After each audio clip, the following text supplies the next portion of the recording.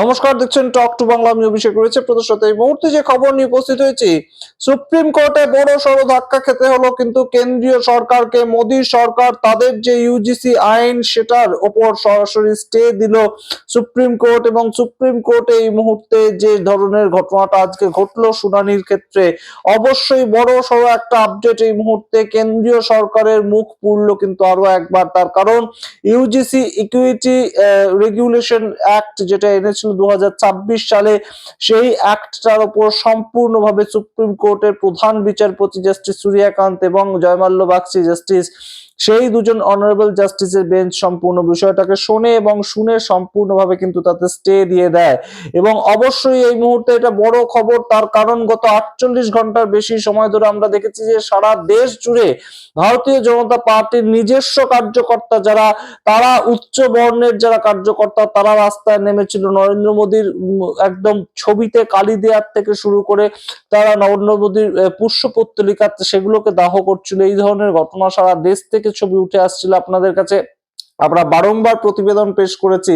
এবং এই মুহূর্তের সবচেয়ে বড় খবর যদি কিছু থেকে থাকে, অবশ্যই ইউজিসি ইকুইটি রেগুলেশনস অ্যাক্ট যেটা হলো, সেখানে একদম সরাসরি সুপ্রিম কোর্ট থেকে স্টে এলো। সামগ্রিক ঘটনাটা সুপ্রিম কোর্টে নিয়ে গেছিলেন রাহুল দিবান এবং তার সঙ্গে বিনীত জিন্দেল, এই দুজন সরাসরি পিটিশনার হিসেবে তারা এই সুপ্রিম কোর্টের প্রধান বিচারপতির বেঞ্চে যাতে কেসটা ওঠে এবং ইমিডিয়েট যাতে ওঠে, সেটা যাতে পড়ে না থাকে শুনানির ডেট, সেইভাবে একদম কেসটা ওঠে। এবং গতকাল পিটিশন করা হয়েছিল, আজকেই তার প্রথম শুনানি হয় এবং প্রথম শুনানির থেকে যেটা বেরিয়ে আসছে সুপ্রিম কোর্টে, একদম প্রথম দিনেই প্রথম শুনানিতেই সামগ্রিক এই যে ইউজিসি যে রুলটা এনেছিল, নতুন একটা রুল এনেছিল ইকুইটি রেগুলেশন 2026, সেটাতে স্টে দিল সুপ্রিম কোর্ট। এবং কি কি ঘটনা ঘটেছে, কোন কোন আর্গুমেন্ট গুলো উঠে এসেছিল, সেগুলো সমস্ত ব্যাখ্যা করবো। তার আগে অবশ্যই টক টু বাংলা ইউটিউব চ্যানেলটিকে সাবস্ক্রাইব করুন, ভিডিও শেষ অবধি দেখুন স্কিপ না করে।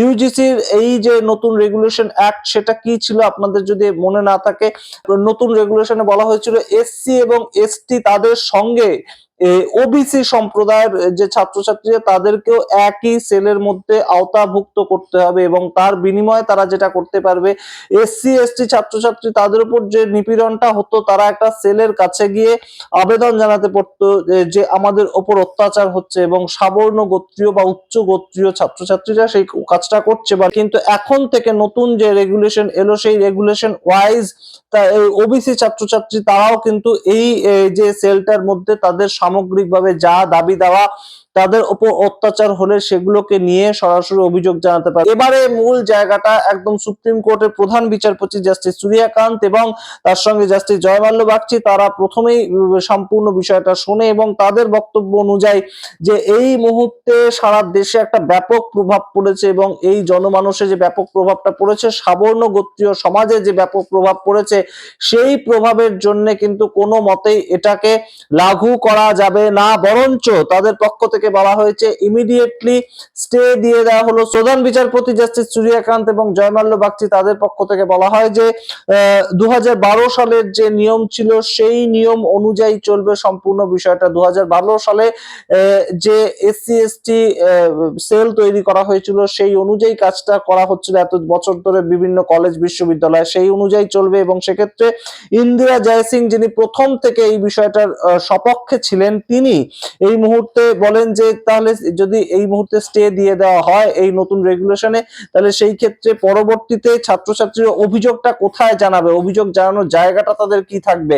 কিন্তু সেক্ষেত্রে একদম প্রধান বিচারপতি জাস্টিস সূর্যকান্ত তিনি বলেন 2012 সালের নিয়ম সেটা যেমন আছে তেমন ভাবে লাগু আছে, এবং সেইখানেই একদম সরাসরি এসসি এসটি সেলে গিয়ে তাদেরকে অভিযোগ জানাতে হবে, ওবিসিদের এক্ষেত্রে অভিযোগ জানানোর কোনো জায়গা থাকছে না। এবং সুপ্রিম কোর্ট আর্টিকেল 142 সেটার সাহায্য নিয়ে সম্পূর্ণ বিষয়টার মধ্যে স্টে দিয়েছে। এই স্টে অনুযায়ী কিন্তু এখন থেকে সম্পূর্ণ বিষয়টা বন্ধ থাকবে, অর্থাৎ যতদিন না পর্যন্ত সম্পূর্ণ মীমাংসা হচ্ছে, এই সম্বন্ধীয় যাবতীয় কিছু তদন্ত করা হচ্ছে, তাহলে সেটা কিন্তু এই মুহূর্তে নতুন রেগুলেশন চালু হচ্ছে না। এবং প্রধান বিচারপতি সিজিআই যে মূল বক্তব্যটা করেছেন, it needed to be re-examine the matter, অর্থাৎ সম্পূর্ণ যে নতুন রেগুলেশন সেটাকে আবারও রি-এক্সামিন করার দরকার রয়েছে।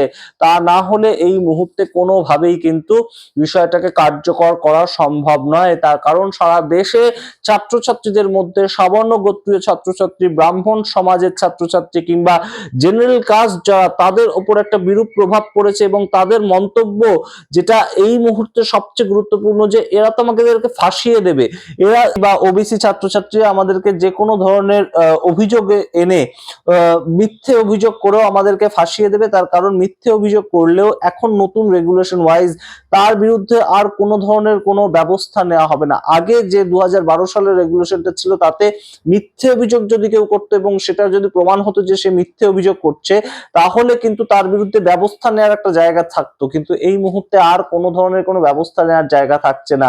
তাই যে কোনো মুহূর্তে একজন উচ্চবর্ণীয় প্রফেসর বা একজন উচ্চবর্ণীয় লেকচারার, তাকে তো একদম ইন্টেনশনালি একদম প্রতিহিংসা প্রবণতার বশে কেউ ফাঁসিয়ে দিতে পারে। তো সেই ক্ষেত্রে তার ব্যবস্থাটা কি হবে, এইটা ছিল কিন্তু মূল জায়গা, এবং সেটাই এই মুহূর্তে সুপ্রিম কোর্ট আর্টিকেল 142 সেটার যে প্রয়োগ করে একদম সরাসরি সুপ্রিম কোর্ট নিজেদের পক্ষ থেকে এই মুহূর্তে স্টে লাগিয়ে দিল ইকুইটি রেগুলেশন অ্যাক্ট ইউজিসি যেটা এনেছিল, এবং সেই ইউজিসির আনা 2026-এর নতুন রেগুলেশনের উপর সম্পূর্ণভাবে স্টে হয়ে গেল।